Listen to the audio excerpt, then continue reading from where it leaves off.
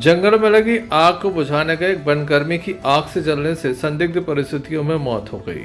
उनका शव दमोह जिला अस्पताल लाया गया था, जहां से सागर शव के पोस्टमार्टम को पहुंचाया गया है। घटना बेहद ही गंभीर मानी जा रही है। बताया जाता है कि रानी दुर्गावती अभ्यारण्य के अंतर्गत झलोन तेजगढ़ आता है, जहां पर आरक्षक पदस्थ थे जिनका नाम श्री सुंदरलाल जैन है, दमोह के रहने वाले थे, वहां पर पदस्थ थे।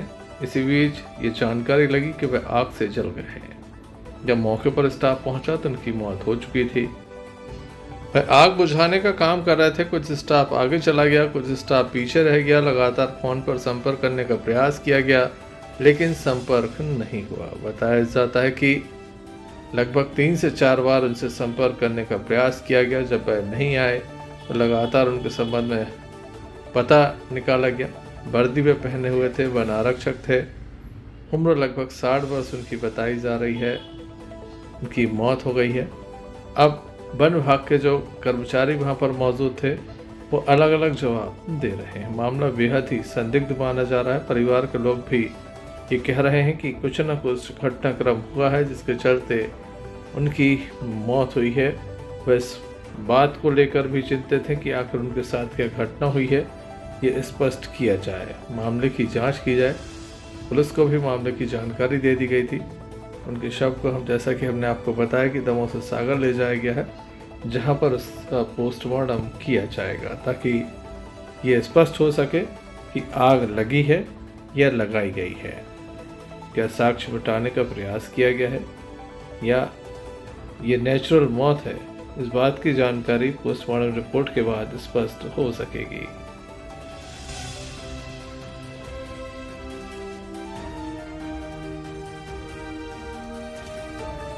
तो क्या लगता है क्या हुआ होगा इनके साथ? अब ये तो नहीं बता सकते क्या हुआ होगा। मतलब ये अपन शंका ये है कि मतलब कुछ घटना तो घटी उनके साथ, जो भी हो।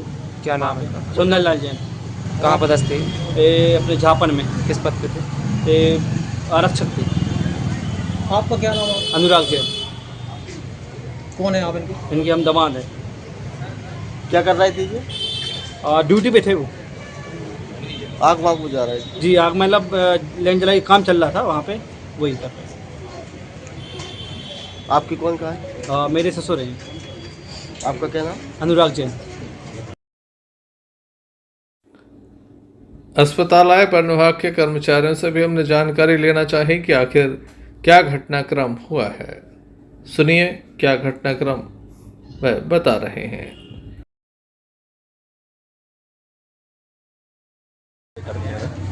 तो जलाई का कार्य हो रहा था तो आग बुझ चुकी थी, तो स्टाफ आगे चला गया था, तो ये पीछे देखने के लिए गए थे एक बार। तो वहाँ पे कुछ जगह सुलगती हुई उनको देखी है, तो उसको बुझाते हुए अब क्या हुआ है दुर्घटना, उसका अंदाज़ा हम कहना उचित नहीं समझते हैं। जो भी होगा पीएम में सामने आ जाएगा। तो वहाँ पे जो है वो चित्त अवस्था में पड़े हुए पाए गए हैं वहाँ पे। तो पुलिस को बुला के तत्काल सूचना देके और रात में हम लोग यहाँ पे लेके आए हैं और अभी पीएम के लिए ले जा रहे हैं। जो भी होगा वो आपके सामने रखा जाएगा। ये घटना कितनी टाइम की है सर?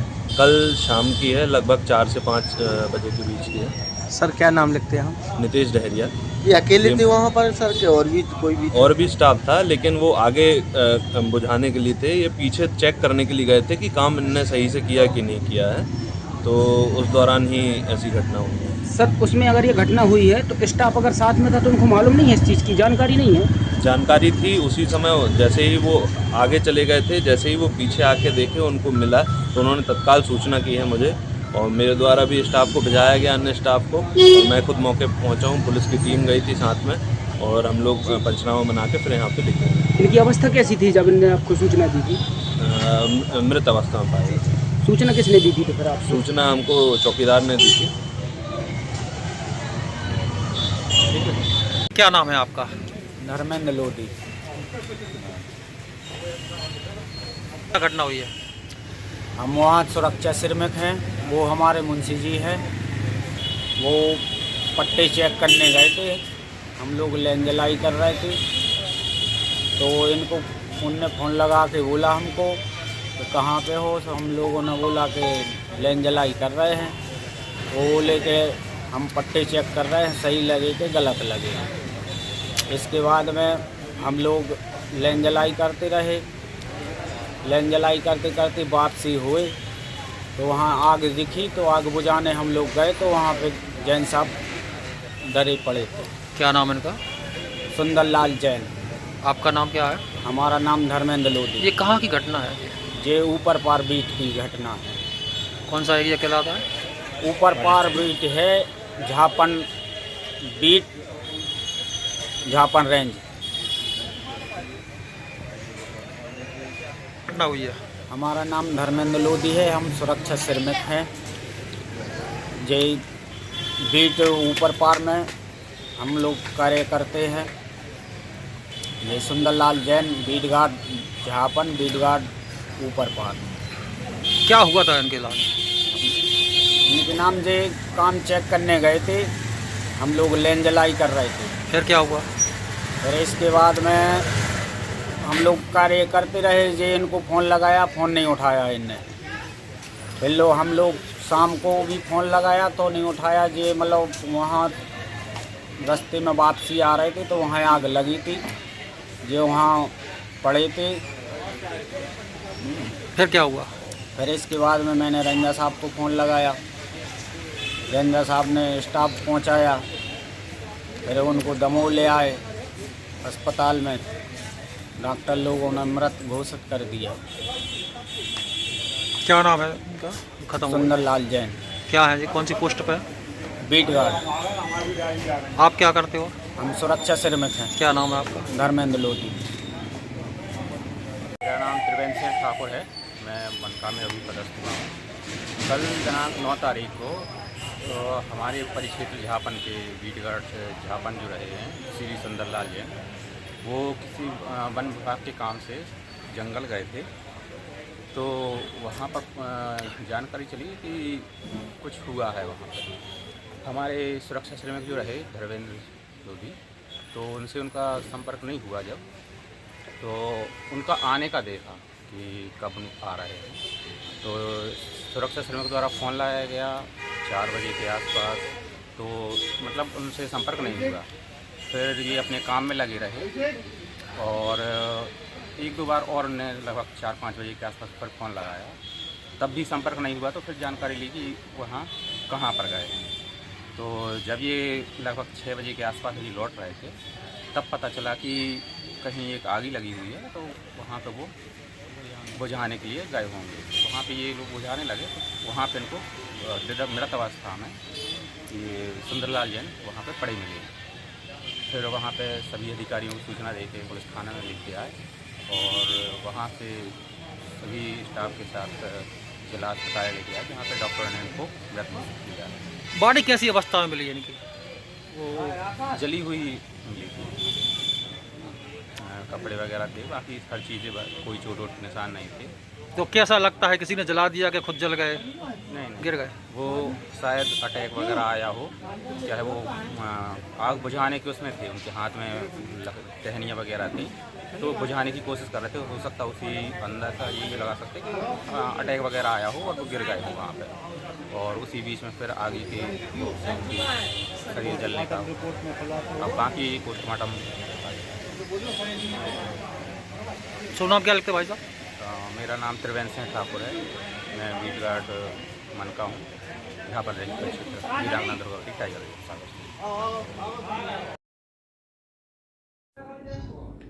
कोई भी अधिकारी मीडिया के सामने नहीं आया। ये बेहद ही गंभीर विषय है।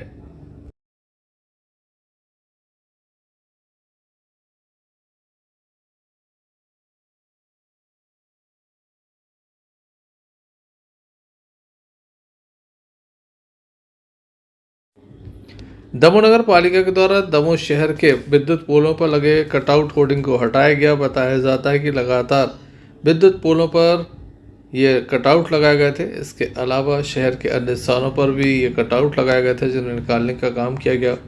होर्डिंग संचालकों को 2 दिन का वक्त दिया गया है, उसके बाद उन्हें भी हटाया जाएगा। दमोह शहर के अलग अलग स्थानों पर ये होर्डिंग लगे थे, आप देख सकते हैं।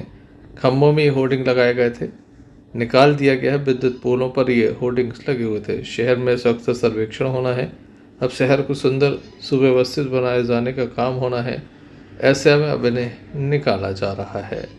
इन्हें निकालकर नगर पालिका अपने साथ ले गई है।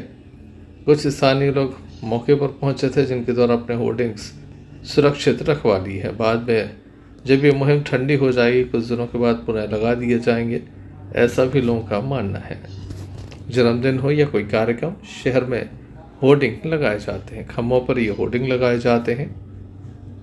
प्रचार प्रसार के लिए विद्युत पोलों का उपयोग किया जा रहा है।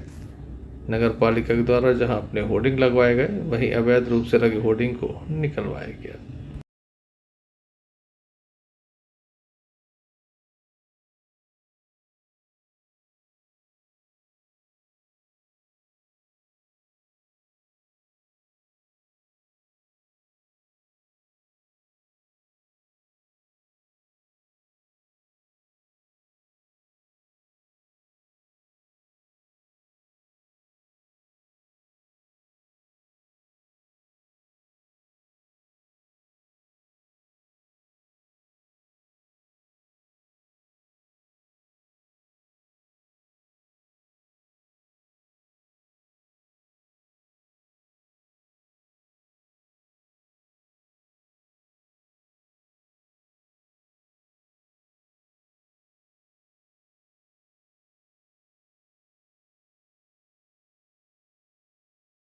निकाले जा रहे हैं, किस कारण से निकाले जा रहे हैं?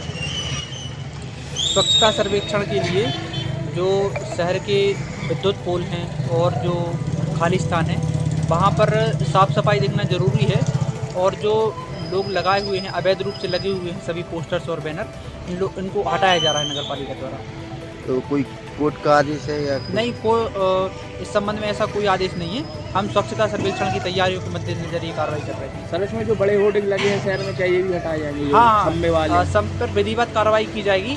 आज एक आम सूचना भी निकाली थी मैंने, जो सभी ग्रुपों में सेंड की थी कि जितने भी अवैध होर्डिंग्स और जो पोस्टर बैनर हैं वो स्वमेव हटा लें, वरना नगर पालिका द्वारा हटाए जाएंगे। और इसको हमने एक प्रेस विज्ञप्ति भी जारी की है इसके संबंध में, शायद वो कल प्रकाशित होगी। तो मेरा सभी जो इस प्रकार लोग हैं, मेरा उनसे अनुरोध है कि आप स्वमेव हटा लें, वरना हम कार्रवाई करेंगे। सर, जो अवैध होर्डिंगों पर फ्लैक्स लगे रहे तो उनके खिलाफ कार्रवाई की जाएगी? हाँ, उन्हीं के खिलाफ कार्रवाई के लिए हमने प्रेस विज्ञप्ति जारी की, उनके खिलाफ भी कार्रवाई की जाएगी। का प्रशासन द्वारा बहुत ही अच्छा कार्य किया जा रहा है। ये सड़कों पे खम्भों के बीच में जो बैनर लगाते थे, गति अवरोध होता था और एक्सीडेंट होते थे बहुत, और नगर पालिका द्वारा बहुत ही अच्छा काम किया जा रहा है। ये सब अलग किए जा रहे हैं।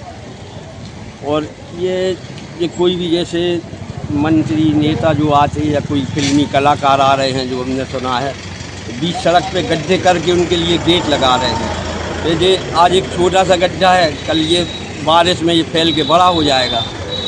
उससे जनता का नुकसान तो होता ही है, प्रशासन का भी नुकसान होता है, जनता परेशान होती है, दुर्घटना भी हो जाती है, दुर्घटनाएँ भी होती हैं उसमें।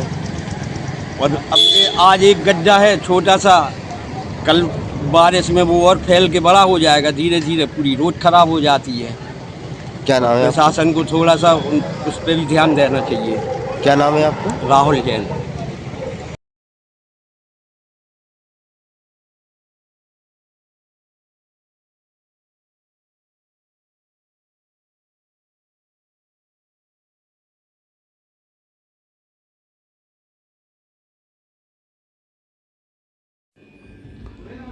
दमोह के तेंदुखेड़ा में एक बड़ा हादसा सामने आया, जहां पर बताया जाता है कि ट्रक की चपेट में आने से एक गाय की मौत हो गई, जबकि 4 वाहन बुरी तरह से क्षतिग्रस्त हो गए, जिसमें 2 4 व्हीलर 2 2 व्हीलर शामिल हैं। बताया जाता है कि एक ट्रक आ रहा था, सामने से एक बाइक सवार आ रहा था, दूसरी ओर गाय थी। इसी बीच जब ये ट्रक जो है गाय से टकराया, उसके बाद बाइक सवार की बाइक से टकराया, कुछ कारों को टक्कर मारी। ये तमाम जो चीज़ें थी वो नाली में जा गिरी। इसी बीच ये जो ट्रक है वह भी नाली में घुस गया। चालक को कुछ चोटें आई थी, जिसे सामुदायिक स्वास्थ्य केंद्र पहुंचा दिया गया है। बड़ी संख्या में लोगों की भीड़ लग गई, यातायात जाम हो गया। पुलिस मौके पर पहुंची और यातायात को बहाल कराया गया। एक गाय की मौत हुई है, वहीं वाहन क्षतिग्रस्त हुए हैं। जो सड़क किनारे खड़े हुए थे उनमें भी टक्कर मारी गई है। आप देख सकते हैं कि नाली में कार पहुँच गई है, 2 व्हीलर कुचल दी गई है। काफ़ी नुकसान यहाँ पर बताया जाता है। स्थानीय लोगों के द्वारा पुलिस को सूचना दी गई, पुलिस मौके पर पहुंची और उसके बाद अब ये लगातार ये घटना कैसे हुई? इसे निकालने की गाय के बचाने के चक्कर में। ट्रक ज़्यादा स्पीड में थे क्या? नहीं, 30-40। किन किन की गाड़ियाँ डैमेज हुई हैं? एक अल्टो है, दूसरी भी अल्टो है, 2 मोटरसाइकिल है।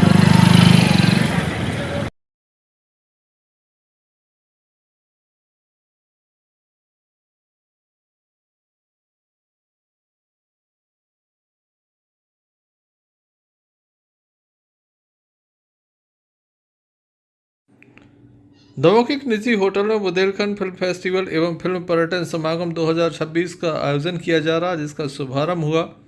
हम आपको बता दें कि मध्य प्रदेश सरकार के संस्कृति मंत्री धर्मेंद्र सिंह लोधी, भाजपा नेता अभिषेक दीपू भार्गव, सिद्धार्थ मलैया, अभिनेता मुकेश तिवारी, भारतीय जनता पार्टी के जिला अध्यक्ष श्याम शिवहरे यहाँ पर विशेष रूप से मौजूद थे। मंत्री धर्मेंद्र सिंह लोधी ने कहा कि हमारी बुंदेलखंड की यह पुण्य भूमि भारत के स्वाभिमान की भूमि है। एक गीत भी चलता है कि ऐसी माटी ने दुनिया के खंड खंड में जन्म दैयो विधाता बुंदेलखंड। मंत्री श्री लोधी के द्वारा कहा गया कि मैं देखता हूं कि बुंदेलखंडी भाषा जिस प्रकार से आगे बढ़ रही है, फेसबुक, यूट्यूब, बहुत सारे कलाकार ऐसे आए हैं जो बुंदेलखंडी भाषा में बहुत सारी सीरीज़ भी बना रहे हैं, बहुत सारी कॉमेडी भी कर रहे हैं, वह देश दुनिया में बड़ी पसंद की जा रही हैं। दमोह में फेस्टिवल का आयोजन किया गया है ताकि दमोह के कलाकारों को मौका मिल सके, वह आगे बढ़ सकें। साथ ही उनका यह भी कहना कि सरकार लगातार फिल्म बनाने पर अनुदान भी दे रही है, लोग इसका हिस्सा भी हो सकते हैं। क्या कहना है मंत्री श्री धर्मेंद्र लोधी का, आइए आपको सुनाते हैं। पहले सुनाते हैं धर्मेंद्र सिंह लोधी के भाई सत्येंद्र सिंह लोधी क्या कह रहे हैं।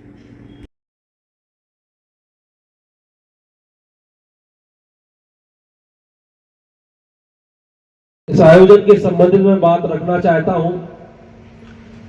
विगत 6 महीनों से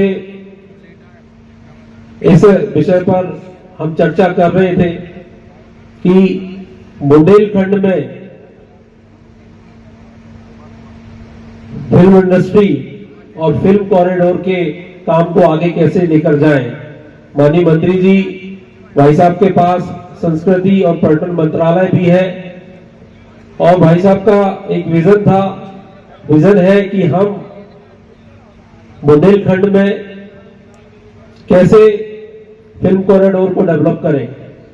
तो उस दिशा में एक ये छोटा सा प्रयास है और फिल्म फेडरेशन के साथ मिलकर और सभी लोगों के साथ मिलकर हमने ये प्रयास यहाँ पर किया है। और जितने भी लोग आज यहाँ पर आए हैं, मेरा सभी से अनुरोध है कि यदि हमें बुंदेलखंड में फिल्म फेडरेशन फिल्म की असीम संभावनाओं को बनाना है तो सभी के सहयोग की इसमें जरूरत है। मध्य प्रदेश सरकार के संस्कृति मंत्री एवं अभिनेता मुकेश तिवारी के द्वारा मंच से अपनी बात को रखा गया। काम हमने किया है। साथियों, हम सब जानते हैं कि हमारी बुंदेलखंड की यह पुण्य भूमि बड़े भारत के स्वाभिमान की भूमि है। एक गीत भी चलता है कि ऐसी माटी न दुनिया के खंड खंड में जन्म दैयो विधाता बुंदेलखंड में। तो कहीं ना कहीं बुंदेलखंड में जन्म लेने के कारण एक गौरव का अनुभव तो होता ही है। और आज बुंदेलखंडी भाषा जिस प्रकार से आगे बढ़ रही है, मैं तो देखता हूँ फेसबुक है, यूट्यूब है, बहुत सारे कलाकार ऐसे आए हैं जो बुंदेलखंडी भाषा में बहुत सारे सीरीज भी बना रहे हैं, बहुत सारी कॉमेडी भी कर रहे हैं और वो देश दुनिया में बड़ी पसंद की जा रही है। तो आने वाले समय में जैसे भोजपुरी इंडस्ट्री है, ये अब शुरुआत ये की गई है, उसका बीजारोपण करने का ये प्रयास किया गया है कि आने वाले समय में जैसे भोजपुरी फिल्म इंडस्ट्री है वैसे ही बुंदेली फिल्म इंडस्ट्री भी हो, बुंदेली भाषा में फिल्में बने, बुंदेली भाषा के कलाकार देश दुनिया में अपना नाम रोशन करें। इन सब बातों को लेकर ये पूरा आयोजन किया गया। कलेक्टर महोदय से चर्चा हुई, जो उनकी गहनता है, जो उनकी सोच है, जो उनका विचार है, जो उनकी सकारात्मकता है, अद्भुत है। क्योंकि हम प्रशासन को सड़ा देते हैं और प्रशासन हमें सड़ा देता है। उसके बीच जीवंतता बनाए रखना, निस्वार्थ भाव से कार्य करने की इच्छा रखना, ये ईश्वरीय चेतना का प्रतीक होता है। ऐसे लोग भेजे जाते हैं कि जाओ उस भूमि को संवारना है। और आदरणीय मंत्री जी धर्मेंद्र सिंह लोधी जी, उनसे रीवा एनक्लेव में मुलाकात हुई थी। वे देखने में बहुत सहज, सरल और उस तरीके से उनका प्रस्तुतिकरण नहीं होता कि उनके अंदर एक झिझक और रुका हुआ स्वभाव होता है कि मैं सही बात समझा पा रहा हूं ना। ये ऐसे व्यक्ति के साथ होती है जिसका आत्म साफ होता है और वे बिना लाग लपेट के अपनी बात कहते हैं और वो बात पहुंचाते हैं। और बहुत अच्छी बात दीपू ने कही थी, सिद्धार्थ जी ने कही थी। अभी आयोजन के प्रायोजन को लेकर हमने अभिनेता एवं मध्य प्रदेश सरकार के संस्कृति मंत्री धर्मेंद्र सिंह लोधी से चर्चा की। जी, इस तरह से कैसे? ये तो फर्ज है मेरा, मैं प्रमोट नहीं करूँगा, फर्ज है मेरा, मैं फर्ज निभा रहा हूँ। और इस तरह का सिलसिला शुरू हुआ है तो जाहिर है कि जो नई पीढ़ी है, और नई पीढ़ी छोड़ी आप लोगों की भी जिम्मेदारी है कि वक्त ज़ाया ना किया जाए और इस पर लगा जाए, क्योंकि कल्चर से ही देश, प्रांत, लोग, इंसान सब इसी से जाने जाते हैं। तो बाखूबी जो खूबसूरती है यहाँ के कल्चर की, उसको उभारिए, उसको बरकरार रखिए, उसको संभालिए। संभालने के हम सिर्फ हमारी जिम्मेदारी नहीं है, आपकी भी जिम्मेदारी है। मैंने तो संभाल के रखा, मैं संभालते संभालते यहाँ तक आ गया। अब आपकी जिम्मेदारी, आप लोग भी संभालिए। बुंदेली भाषा में जो प्रेम है दूसरी भाषाओं में काफ़ी कम देखने मिलता है, बुंदेली में खाली उसकी वजह ये है कि तवज्जो नहीं दी गई, तवज्जो नहीं दी गई, बस वही है। लेकिन ऐसा नहीं कि उस पर काम अगर किया जाए तो ये भी काफ़ी आगे तक जाएगी। मुझे पूरी उम्मीद है, पूरी उम्मीद है। 40-45 साल पहले में जो किया गया है, इसका मुख्य उद्देश्य यह है कि बुंदेली में हमारी आने वाले समय में बुंदेली में फिल्में बने, क्योंकि बुंदेली भाषा एक समृद्ध भाषा है, एक समृद्ध बोली है। और जैसे भोजपुरी इत्यादि भाषा में फिल्में बनती हैं, तो कुल मिला के उद्देश्य है कि बुंदेलखंड में बहुत सारे ऐसे लोकेशन हैं जो सिनेमैटिक लोकेशन हैं। उन सारे लोकेशंस पर लाइन प्रोड्यूसर्स को घुमाने का भी काम किया गया है। तो निश्चित रूप से बुंदेली फिल्म महोत्सव के माध्यम से बुंदेलखंड में फिल्म की दृष्टि से बुंदेलखंड आगे बढ़े और फिल्म पर्यटन बुंदेलखंड में आगे बढ़े, इस दृष्टि से लेकर ये कार्यक्रम आयोजित किया गया है। इन 2 दिनों में और भी इसका जो विज़न है कि हम आगे इसको कैसे ले जाना चाहते हैं, इन 2 दिनों में उस पर भी चर्चा होगी और वो एक अच्छा विज़न निकल कर सामने आएगा जिससे हम बुंदेली फिल्म को आगे ले जा सकें। बुंदेलखंड निश्चित रूप से ये बीजारोपण हुआ है और आने वाले समय में इसको अनवरत चलाएंगे और आने वाले समय में ये वटवृक्ष का रूप भी धारण करेगा। कल जो समापन होगा, अभी पूरे विचार विमर्श होगा, कल बहुत सारे सेशन चलेंगे। उसके बाद कल जो समापन होगा उससे जो अमृत निकल के आएगा वो अमृत हम कल आपको बांटने का प्रयास करेंगे। बुंदेलखंड के कलाकारों, निश्चित रूप से बुंदेलखंड के कलाकारों में बड़ी क्षमता है, बड़ी योग्यता है और उनको उचित प्लेटफार्म की आवश्यकता है। तो ये कुल मिला के एक कार्यक्रम इसी प्रकार का है कि बुंदेलखंड के जो कलाकार हैं, बुंदेली भाषा के कलाकार हैं, उनको उचित प्लेटफार्म मिले, इस दृष्टि से ये प्रयास हमने किया है। बुंदेली भाषा, बुंदेली फिल्मों को प्रमोट करने के लिए भव्य आयोजन किया जा रहा है ताकि अधिक से अधिक लोग बुंदेली भाषा में भी फिल्मों को देख सकें।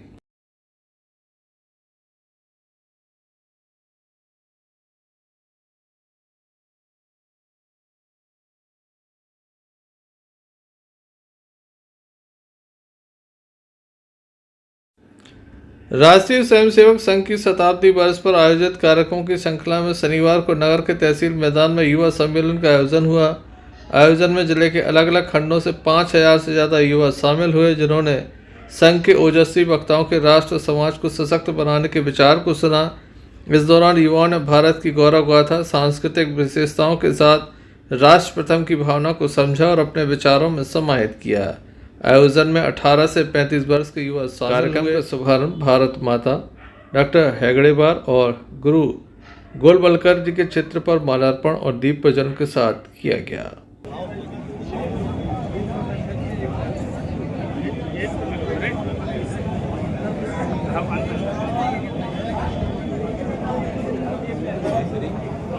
ये कुछ फोटो लेने की है अपने फोनों में, ये महत्वपूर्ण बातें जो है वो नहीं मिलती। कृपा करो भरत ओम जय जगदीश हरे। कहां से हो गए जी? राष्ट्रीयता का बोध होता है यहाँ के मातृभूमि से, यहाँ की मिट्टी से, यहाँ की जलवायु से, यहाँ की भाषा से, यहाँ की बोली से, यहाँ के वेशभूषा से, यहाँ के पहनावे से, यहाँ के विचार से, यहाँ के महापुरुषों से। ये सब मिलकर के राष्ट्र बनते हैं और इसलिए हमारे इस राष्ट्र के लिए महापुरुषों ने कहां से प्रारंभ किया? कहते हैं राष्ट्र भारत के नहीं छोड़ा। उसी तरह चाहे जो भी हो, यदि कोई भारत से दुश्मनी लेता है तो हम मरते दम तक उसको छोड़ेंगे नहीं। हमें अपने भारत का विस्तार करना है। हमारी जो शिक्षा प्रणाली, जो मैकाले शिक्षा प्रणाली ने इस देश को राष्ट्र और देश एक मान लिया। राष्ट्र और देश एक नहीं होते। देश के लिए एक सामाजिक और एक राजनीतिक पृष्ठभूमि होती है। राष्ट्र तब बनता है जब वहां की जन और वहां की संस्कृति और वहां के जीवन मूल्य जुड़ते हैं।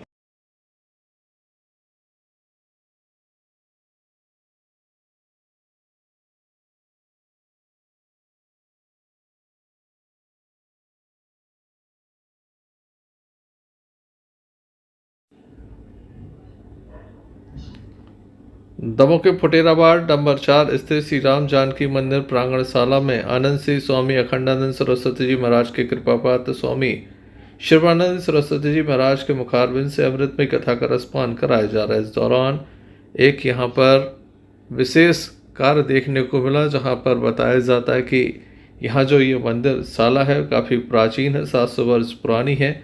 इसका रखरखाव यहाँ पर पहले महत्तम का राय परिवार करता था, लेकिन अब राय परिवार के द्वारा इसे स्वामी सर्वानंद जी सरस्वती जी महाराज की उपस्थिति में अजब धाम जय जय सरकार धाम को यह सौंप दी गई है। छोटे सरकार को यह संकल्प किया गया है। अब इसका नवनिर्माण भी किया जाएगा।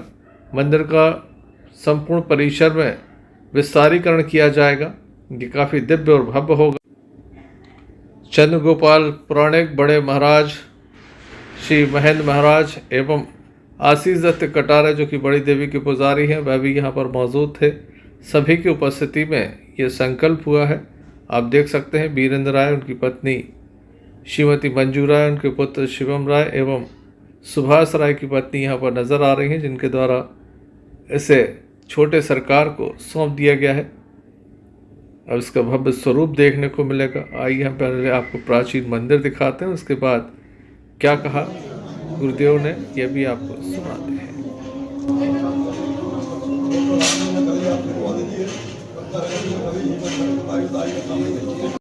सरकार की अत्यंत प्रसन्नता का विषय है। हमारे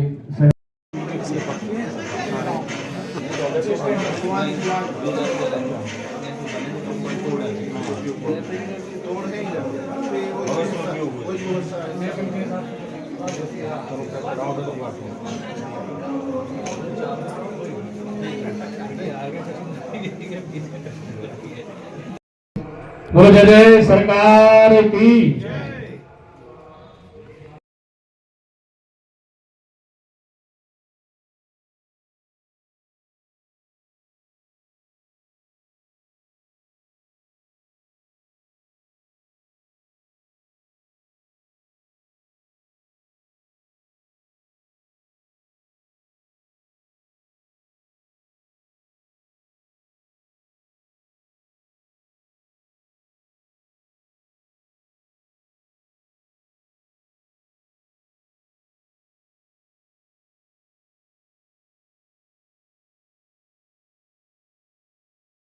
आज जो है ये कशियाना साला जो थी, कई दिन से इसका जो जीर्णोद्धार नहीं हो पा रहा था।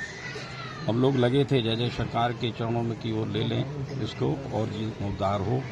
तो आज भी राय जी ने ये सब संकल्प पूर्वक हमारे जय जय सरकार जी के लिए, छोटे सरकार को ये समर्पित की है।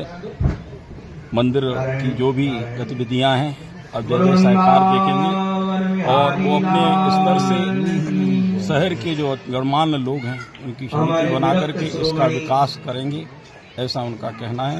और सब लोग इसमें ज़्यादा से ज़्यादा सहयोग करें, जिसमें कि ये प्राचीन जो मंदिर है राम जी का, इनकी जो मूर्तियां हैं वो भी आप अपने माध्यम से, अपने चैनल के माध्यम से सबको दर्शन कराएं। ऐसी प्राचीन मूर्तियां आपको दमोह जिले में कहीं देखने नहीं मिलेंगी। तो हमारी जो धरोहर है वो स्थायी रहे, इसके लिए वीरू भैया का बहुत बहुत धन्यवाद, जिन्होंने जो है ऐसे अच्छे हाथों में ये कमान अभूतपूर्व निर्णय है। हमारा मानस तो ऐसा है कि भारत में प्राचीन एक से एक अद्भुत अद्भुत मंदिर हैं, जिनको समय के कारण, जन सहयोग न होने के कारण जीर्ण शीर्ण हो रहे हैं। ऐसे मंदिरों को नए बना करके समाज के सामने उस प्राचीनता को रखते हुए भव्यता का सृजन होना चाहिए। नए मंदिर बनाने की अपेक्षा ऐसे मंदिरों का सृजन निश्चित रूप से महत्वपूर्ण है। और हमारे जय जय सरकार के अनुग्रह भाजन हमारे श्री अनुग्रह दास जी महाराज, जो सचमुच में अद्भुत संत हैं, उनके समीप जाकर के समर्पण हुआ है। निश्चित रूप से ठाकुर जी की ये इच्छा है और वीरू राज के मन का निश्चित रूप से परिचय है उदारता का, या भव्य मंदिर बने, यही श्री राघव के चरणों में हमारी प्रार्थना है। करके वो पूरी मन से दे दी, तो हम और आपको कर्तव्य है कि आप ढूंढ के एक, जैसे हम अपना नाम दे रहे हैं तो हमारे नाम पे डाली जाए, जो हम आपको कर्तव्य है तो बस सुरक्षित हो जाए। भाई एक स्तंभ है, वहाँ तो ऐसा कुछ है नहीं है कि हम पर्सनली कुछ है कि हम लेके, भाई अचल संपत्ति है, वो तो कोई नहीं ले जा पाया, कहीं भी कहीं नहीं है, गली सब है, यथावत है सब, वो तो है भगवान के नाम हो, अभी भी है श्री रामचंद्र महत्तमकार होता है, महत्तमकार कोई भी बन जाता है। जैसे वर्तमान में स्थिति आ रही है, हम बन रहे हैं, बाकी संपत्ति तो भगवान की, नाबालिग को नहीं की, नाबालिग के देख रेख में महत्तमकार, जैसे नाबालिग बच्चे के कोई भी विक्रय होने में आपने, हम 2 साल से चल रही थी बात, हम नहीं कर रहे थे, लेकिन महाराज जी ने प्रयास करो कि आप भगवान के लिए कुछ करो। आप कई बार बताते थे, हाँ, 2 साल कई बार कर चुके थे, लेकिन हम मना कर, मतलब यही बात चल रही थी कि तब अपना संकल्प पूरा सतत प्रयास के बाद अलग जगह कुल मिला के पूरा पहले 2 रूम बनाए, उसमें ठाकुर जी बैठ जाएंगे, साल 2 साल 5 साल उसमें सेवा चलेगी, बाकी पूरे मैदान कर देंगे। इसके बाद कहाँ कौन सी चीज़ बनना है, 3D बनेगी, जो भी काम होगा सबकी जानकारी है, मास्टर प्लान बन के होगा, ऐसे नहीं होगा।